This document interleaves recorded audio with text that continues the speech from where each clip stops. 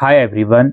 दोस्तों, आज हम बात करने वाले हैं इग्नू के इंटरनल क्रेडिट ट्रांसफ़र पॉलिसी के बारे में। अब ये इंटरनल क्रेडिट ट्रांसफ़र पॉलिसी क्या है, आइए समझते हैं।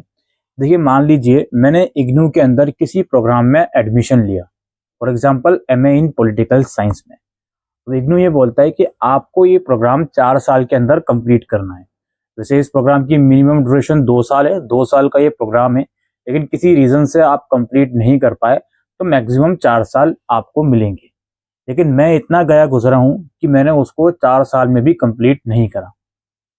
4 साल के बाद पता ये लगा कि मैंने सिर्फ कुछ ही पेपर क्लियर करे हैं फर्स्ट ईयर के, सेकेंड ईयर का एक भी पेपर क्लियर नहीं करा, या इवन फर्स्ट ईयर के भी कुछ पेपर बचे हुए हैं। अब 4 साल मेरे निकल चुके हैं, अब क्या होगा? अब यहाँ पे लागू होती है कि अगर आपको अपने प्रोग्राम को कंटिन्यू करना है, यहाँ पर इग्नू की इंटरनल क्रेडिट ट्रांसफ़र पॉलिसी लागू होती है। इंटरनल का मतलब कि भाई इग्नू का स्टूडेंट है ऑलरेडी और इग्नू में ही क्रेडिट ट्रांसफ़र कर रहा है। क्रेडिट का मतलब जो क्रेडिट आप पढ़ चुके हो, जो सब्जेक्ट आप पढ़ चुके हो, वो आप ट्रांसफ़र करोगे दोबारा से उस प्रोग्राम में एडमिशन लेके। इसमें कुछ कंडीशंस हैं जो आपको समझनी है।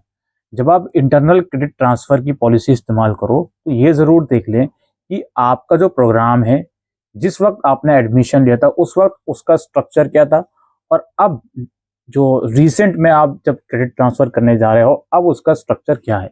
ये चीज़ें ज़रूर से चेक करें, क्योंकि अंडर ग्रेजुएट लेवल पर काफ़ी सारी चीज़ें चेंज हो गई हैं। हालांकि पीजी लेवल पर उतनी नहीं हुई, लेकिन यूजी लेवल पर बहुत सी चीज़ें चेंज हो गई हैं। सब्जेक्ट्स की मैं बात कर रहा हूँ। तो अब क्या होगा भाई, 4 साल में मेरा कंप्लीट हुआ नहीं।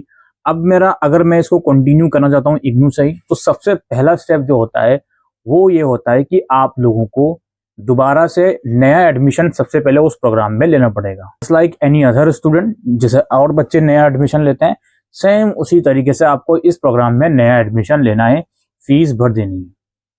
उसके बाद आपको इग्नू के हेड क्वार्टर में अप्लाई करना पड़ेगा क्रेडिट ट्रांसफ़र के लिए। एक फॉर्म आता है, मैं लिंक डिस्क्रिप्शन बॉक्स में डाल दूंगा। उस फॉर्म के अंदर आपको अपनी रिक्वायर्ड डिटेल्स भरनी पड़ती हैं कि आपका पुराना वाला इनरोलमेंट नंबर क्या था, और अब जो आपने जो नया एडमिशन लिया है अब क्या आपका इनरोलमेंट नंबर है, आपके कौन कौन से कोर्स हैं जो कंप्लीट थे जिनका आप क्रेडिट ट्रांसफ़र लेना चाहते हो, वो सब चीज़ें आपको करनी पड़ेंगी। और एक एप्लीकेशन लेकर आपको जो रजिस्ट्रार है मैदानगढ़ इग्नू हेड क्वार्टर में, वहां जाकर सबमिट करनी पड़ेगी। इसकी प्रोसेसिंग फीस भी होती है भाई। जो आप नया एडमिशन ले रहे हो वो फीस तो अलग जाएगी ही जाएगी, लेकिन जो इसकी प्रोसेसिंग फीस है वो भी होती है। और जनरली आई थिंक 16 क्रेडिट्स तक का अगर आपका ट्रांसफ़र है तो शायद 1500 रुपये फीस होती है। 16 से ज़्यादा क्रेडिट्स हैं तो आई थिंक 1000 रुपये फीस होती है। ये प्रोसेसिंग चार्ज तो लगेगा ही लगेगा, ठीक है, जो कि आपको आई थिंक ऑनलाइन पे करना पड़ता है, या आप जब मैदानगढ़ी जाओगे तो दे विल टेल यू कि आपको ये पैसा कहाँ पे करना है।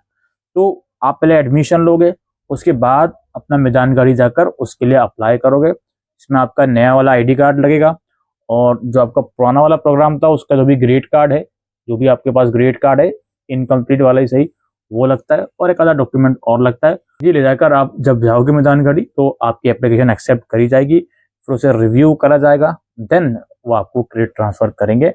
उसके बाद क्या होगा जी, जो भी आपका प्रोग्राम था इनकम्प्लीट वाला, उसके जितने भी कोर्स कंप्लीट थे आपके प्रोग्राम के कोर्स, यानी कि जो सब्जेक्ट्स आपके क्लियर थे, वो आपको माफ़ कर दिए जाएंगे, और जो सब्जेक्ट्स आपके रह जाएंगे वो आपको फिर देने पड़ेंगे। ऑब्वियस सी बात है, इसी को क्रेडिट ट्रांसफ़र कहते हैं। ठीक है, तो जो भी बच्चा इंटरेस्टेड है, आई होप आपको समझ में आ गया होगा।